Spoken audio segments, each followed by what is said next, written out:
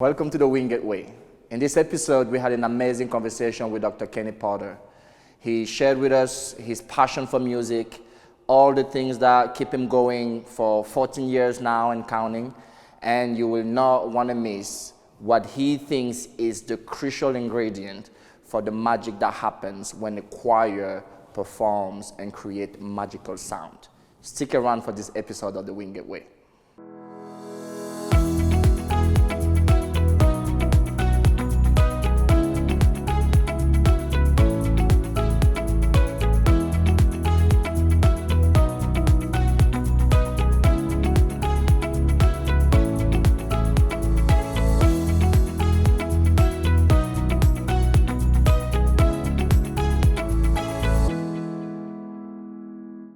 Dr. Kenney Potter, thank you for joining the show.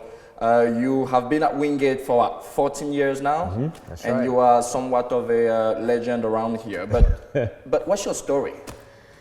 My story begins in the Charlotte region. I grew up in the Charlotte region, born in Charlotte, a couple years in Texas, but other than that, I grew up in Kings Mountain, small town, middle-class family.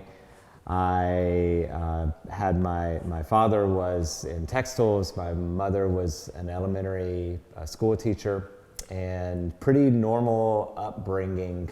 And I found music, or maybe music found me when I was in high school, and away I went. So what was your first introduction with music? Church children's choir. Okay. And that was somewhat obligatory. And then in junior high, I sang in chorus because my brother and sister, my older brother and sister, had both sung in chorus, and that was really the main reason, and I kind of liked singing. And so in high school, my voice eventually dropped around ninth grade, and all of a sudden there was a pretty good instrument, and my chorus teacher worked with me and encouraged me, and I ended up making North Carolina High School Honors Chorus, which was like an all-state choir. And from there, that weekend, when I heard this amazing sound come out from 160 of the best voices in the state, all of a sudden my eyes were open to what I was going to be doing the rest of my life. So is that the moment that you can attribute to the trajectory of your life with music and everything you've been able to accomplish? Or is there a moment before that when you realized that perhaps if I take this seriously, I could make a career out of this? No, I can point directly to that moment. That was a light bulb moment for me. Before that, I was a son of a textile career man, and actually a brother who was also heading into textiles. And so I just figured that's what I would do. I would follow my father's and brother's footsteps. But all of a sudden, nope, I want to be in front of choirs and in front of ensembles. And I was fortunate enough to have parents that said, we'll support you and go for your dreams. Okay. So at which point did you make the transition from being a part of a choir to conducting them? My first time in front of choirs, I guess from a professional perspective, was my junior year in college. I took a church position in very, very, very South Georgia, Bainbridge, Georgia, which is just across the Florida line. I went to Florida State in Tallahassee, and took this church position, Morningside Baptist Church in Bainbridge, Georgia, and I was there for a year and kind of got my feet wet and learned what it was like to teach choirs and to build choirs, and that was my first experience. So how did you then make the transition, and maybe should I ask, why did you make the transition into higher ed instead of, I'm sure there's another route for people that want to conduct choir? Yeah, I taught high school, middle school and high school, and I fell in love with teaching. And then I fell in love with the idea of training teachers. And so when I realized that, I knew that the path became really clear. I always liked the idea of conducting older choirs, college-age choirs, or even adult choirs. But it was inspiring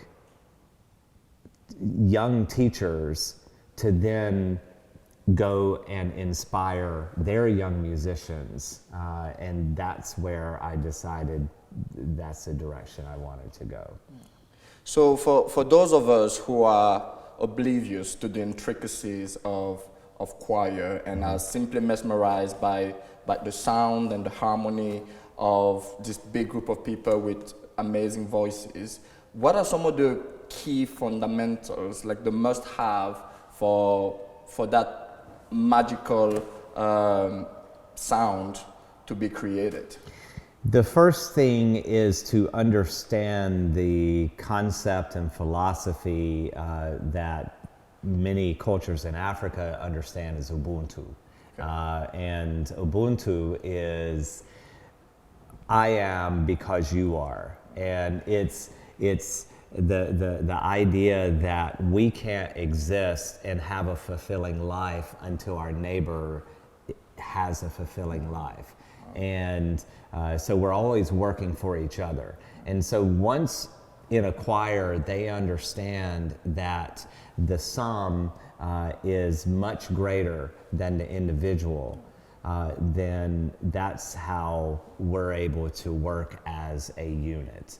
And I have fantastic singers, solo singers, that if you come to an opera at Wingate, you hear these wonderful voices, and yet you put them all together and they work as one. Wow.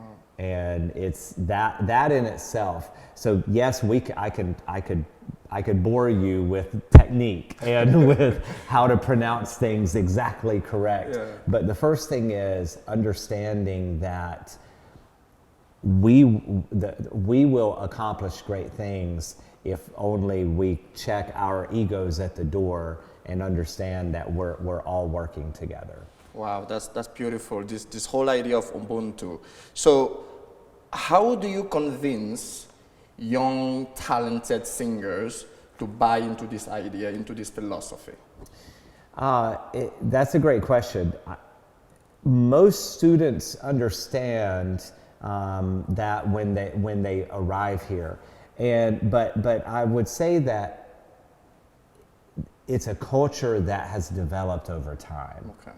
And once you develop the culture, I mean, this is true in athletics. Once you develop a culture, it becomes easier, and everybody understands when they get in to the university singers, for example. That's going to be our focus, and it sort of fixes itself, and the singers help each other in an encouraging way to make sure that happens. Yeah.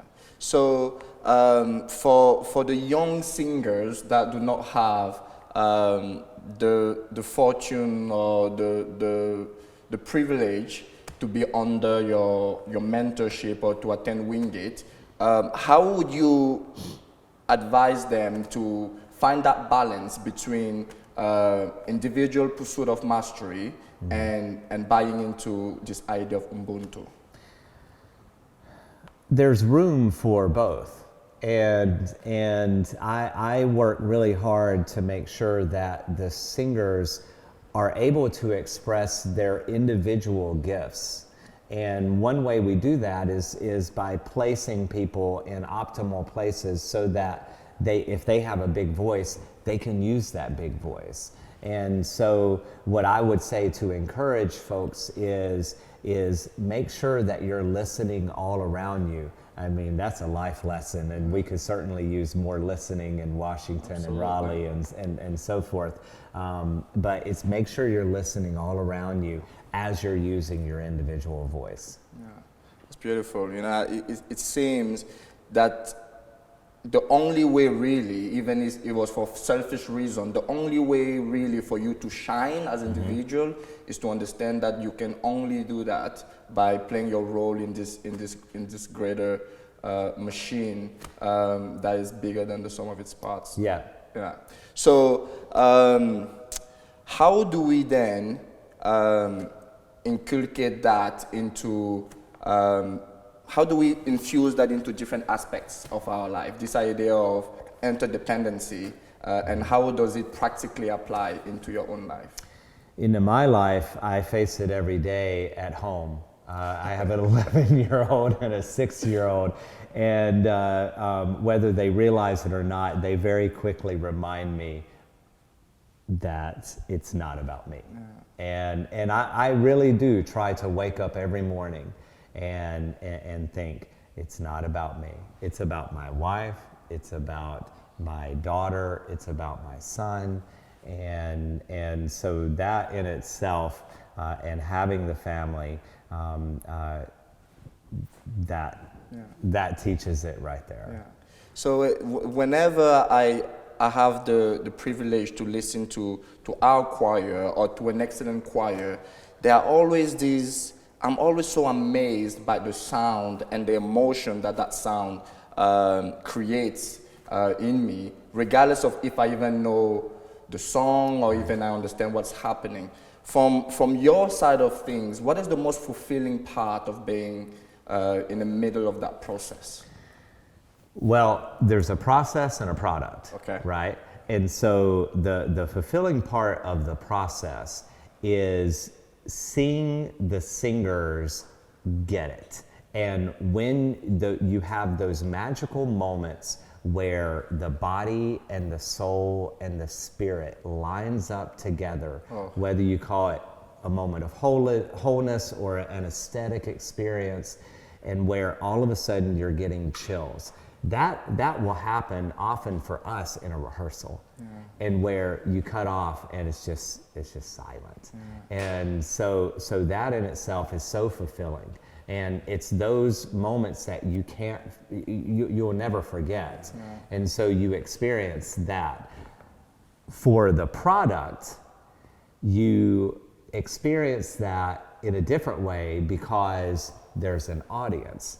And so when that magic happens that you referred to, where that moment of wholeness happens, all of a sudden there's a spiritual connection that happens with the people in the audience. And so you have an audience member here that connects with a soprano here, and the soprano is connected to this bass, and the bass is connected to me, and the audience member in the very back row is connected to this alto here, and all of a sudden there's an interconnectedness. And I think that's the power of music and live music, especially when it's performed well. So, and I'm sure that experiencing those moments often with a group of people will strengthen the bond. Would you attribute the tight-knit family that we know our Wingate alums and the people that are already here and the faculty have to that moment, or are there other things at play that we wouldn't understand because we're not part of the secret society? There's certainly there is a passion for music that we all share, right? And passion for making music. I think everybody loves music, so that's one thing. But then the power to and the connection that we all have because we all can share in the music making. That's where that special bond is created, and we cultivate a love for not only that music, but that music then becomes a vehicle to love each other. Yeah, that's beautiful. 14 years, so many amazing moments. What are some of the highlights of that career so far? Watching so many people become interested in Wingate, attend Wingate, watching the music department grow has been fulfilling. When I came here, we had one faculty that taught voice. We now have 4, and hopefully could even have an additional faculty member. So, watching the growth in our instrumental program. I've watched Don Price go from 25-ish players in wind ensemble to over 80. And then seeing what David and Annie Brooks are doing with in the keyboard and in piano, and how we have lots of really strong pianists now. And so just watching the music department grow, that has been fulfilling. A specific moment, I would say, actually 2, was both of our trips to South Africa, because we experienced real cultural exchange with the time that we spent with the Wits Choir. We also had some really powerful hours where we were in a school for underprivileged children, and also in a home for underprivileged children, and just spending time with them. And then also spending time on a game reserve. And now when we go back in a few months, I get to watch the joy that my students are going to have when we turn the corner and all of a sudden there's an elephant or there's a lion right there, and they're like, what? Because we're just right out, and to watch the joy. Those are some fantastic experiences. So I know the music department isn't stranger to traveling and with students. Why is that such an important part of the educational experience that you particularly in your department offer, but that Wingate as an institution offers? What do you think is such an important part of the educational experience that we offer here? To help students and young people know that the world is so much bigger than our vantage point. And it's so much bigger. And going back to South Africa, both times that we've gone and when we go in a few months, we will participate in a church service. Okay. And the first 2 times that I've gone with them, they're playing the same songs that we worship with here. And I was near tears the first time when I realized our world is so big and yet it's so small, because here, halfway around the world, they're worshiping the same way. Maybe using a different language for this part of the service, but they're singing the same song that might be sung in a few hours in the United States. And that in itself, so I guess to shorten the answer, for students to see how big the world is and experience how big the world is, and yet also the connectivity that we have with people halfway across the globe. I worked in the International Studies Office, and I had the privilege to see firsthand how transformed students are when they return for study abroad. And I'm so happy that it is an important part of what we try to do here. So 14 years, there's no doubt that you have seen your good fare of change happening on campus. What are some of the most memorable changes you've witnessed? And is there a thread that stitch all these years together, something that's constant about this place and its people that you could speak of? The constant for me that comes to mind is that I've been here 14 years, so this is my 14th year, and so this is my 28th semester on campus. And out of the 28, I can only remember one semester where there wasn't new construction going on for those 28 semesters. And even that semester, there was renovation going on, Yeah, right? sure. But it wasn't new construction. So when you think about that, 14 years, there has always been construction going on this campus. And the street out just beyond the Bat Center, Cedar Street, that separates the Bat Center from the Quad. If you stood on Cedar Street in 2005 when I came, there was nothing on this side of Cedar Street except for the Bat Center. We felt completely isolated, and we were on the edge of campus. And in fact, I was told, you're going to have a hard time getting students to be in choir because you're so far away. And I'm like, we're just across the parking lot. But it just felt so far. And now 14 years later, I think there are like 8 or 9 new buildings just on this side of campus. Yeah. And now the Bat Center feels like it's more in the middle of campus. Yeah. Wow, it's so interesting that the constant is the change. Yeah. Right? Is this idea that the place is always evolving and transforming. It's quite amazing. So you mentioned briefly David Brooks' opera. Yeah. And I know as an employee here and as an alum, it was an amazing moment for me personally to see a full opera that was produced, performed, every single aspect by students, faculty, staff. Like what was that moment? What was that moment for you all? What did it represent for the program and for the university? Pride. Yeah.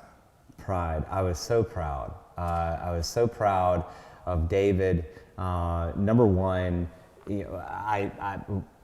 my office is beside his office, and so I can hear him, on the piano, and to think that the creative process was happening next door, and knowing how challenging the creative process is, and when you write you write an opera, you first have to write out the storyline, and then you set it to music, and then you have to go back and write it again and write it for the orchestra. So if you think about it from a novel, you write out a story and then you might write out the script. But for an opera, you write the story, then you write the script and the music, and then you have to turn around and write it again and set it for orchestra. So it's so much time, and yet it was an engaging opera, and I readily admit when new works come out, you sort of cross your fingers. You're like, how is this going to be received? Is it going to be interesting, or is it going to be boring? And it was really engaging, and I have no doubt that 5-10 years from now, there are going to be other groups, whether it's companies or whether it's universities, that are going to be performing this.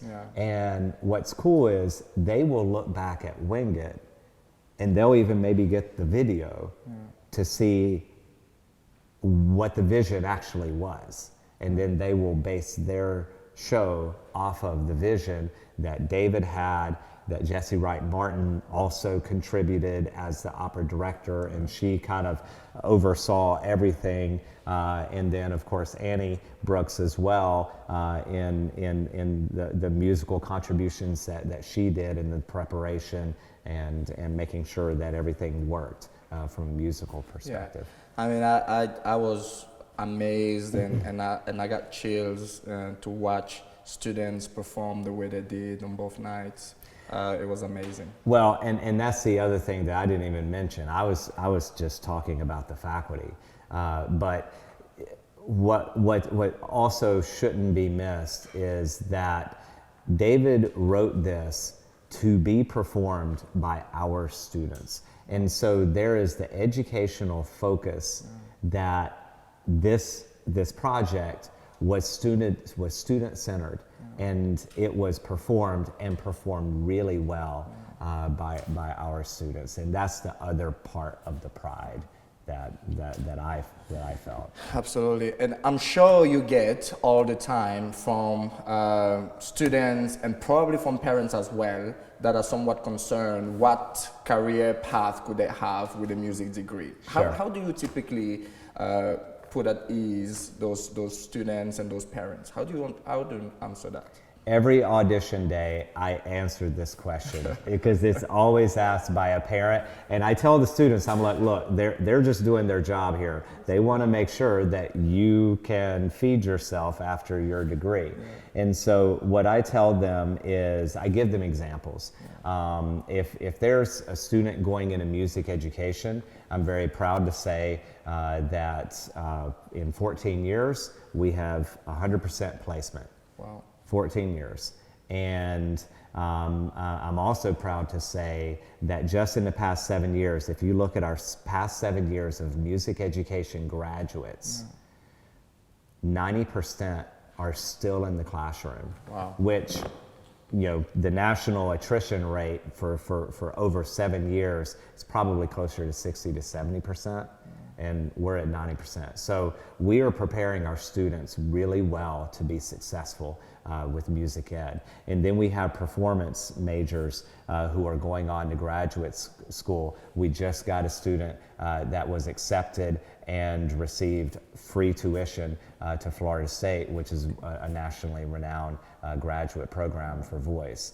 And we have other students who are finishing up their doctorates, for example, and they will go on and one day be professors at, who knows, Wingate University, you never know. And so we have lots of different career paths. We also have students that graduate in music because they wanted a liberal arts experience, and they're now working in the workforce and contributing with music or contributing to music on the side. Okay. And that's perfectly fine as well. Absolutely. Well, I have no doubt that your music family will be very excited when we announce who the next guest is. And for us and for me, it has been a tremendous pleasure to have you on the show. Thank you very much. Great. Thank you very much.